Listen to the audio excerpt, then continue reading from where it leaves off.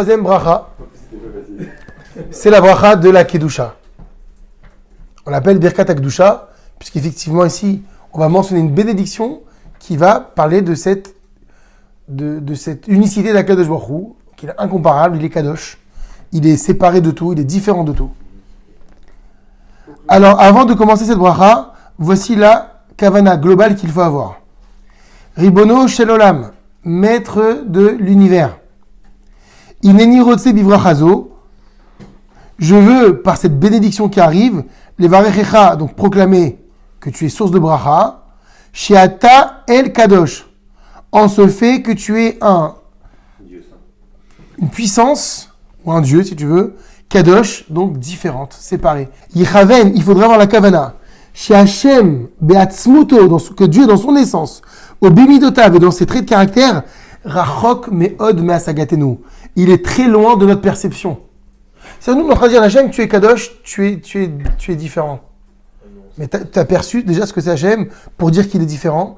Donc, c'est-à-dire qu'avant de commencer cette bracha, c'est avoir conscience que déjà, Hashem, il est imperceptible en fait.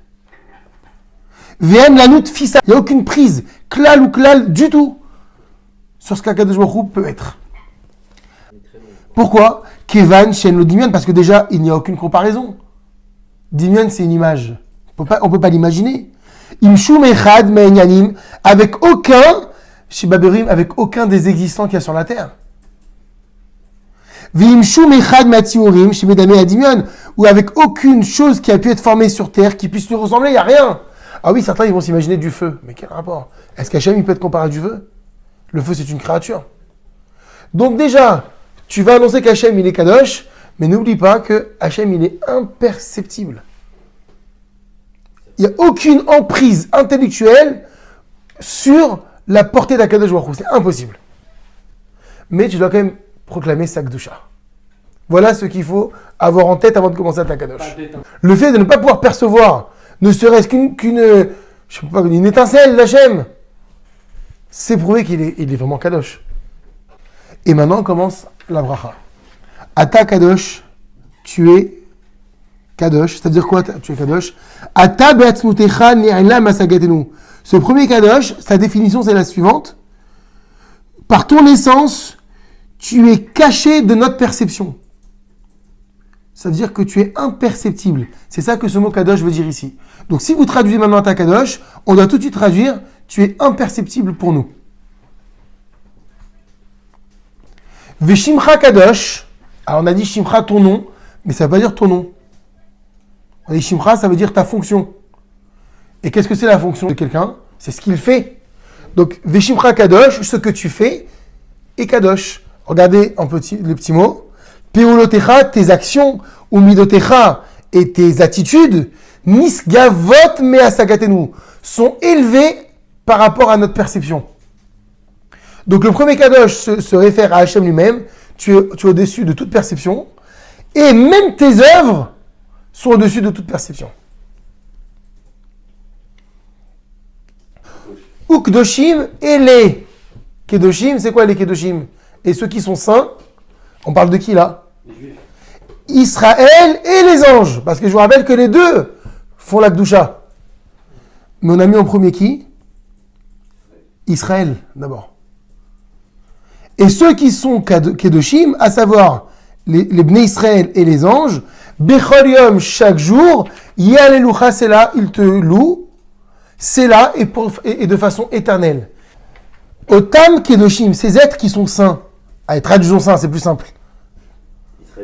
Israël et les anges. Bechol Yom, c'est quoi chaque jour?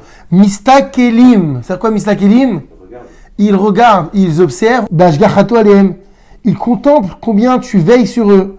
Bifratou, de façon particulière. Be'erev, le soir. Boker, le matin. Tsaoraïm, l'après-midi. On est constamment dans l'observation et dans la constatation qu'Akadosh Baruch Hu, il veille sur nous non-stop. Bashgachato Aleem.